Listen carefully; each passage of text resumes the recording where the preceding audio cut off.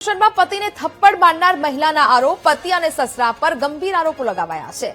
બેંકમાં નોકરી કરતી વખતે મહિલાનો તેના પતિ સાથે સંપર્ક થયો હતો।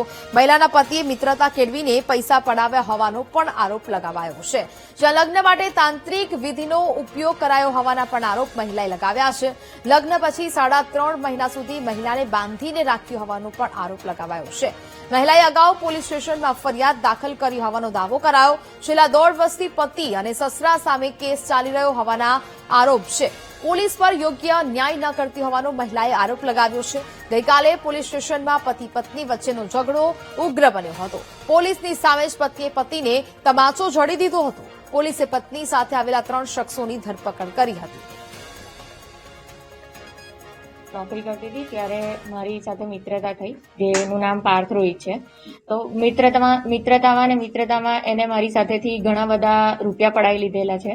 હવે એની સાથે એને રૂપિયા પડાયા પછી મેં જ્યારે માંગણી કરી ત્યારે એને પ્રેમ સંબંધનો ટ્રાય કર્યો।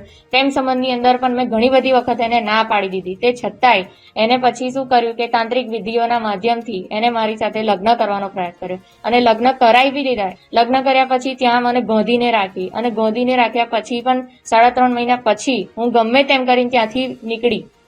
પહેલા જ્યારે લગ્ન કરતા પહેલા મેં એને ના પાડી હતી અને ત્રાસ એટલો હતો એના કારણે મેં મારો જીવન ટૂંકાવવાનો બી પ્રયાસ કર્યો હતો, પણ તે છતાંય આ માણસ ના સુધર્યો અને મેં પોલીસ કમ્પ્લેન કરેલી। તે છતાંય માણસ ના સુધર્યો અને તાંત્રિક વિધિઓના માધ્યમથી એ મને ત્યાં એના ઘરે પાછો લઈ ગયો અને લઈ ગયા પછી પણ 3.5 મહિના ગોધીને રાખેલી।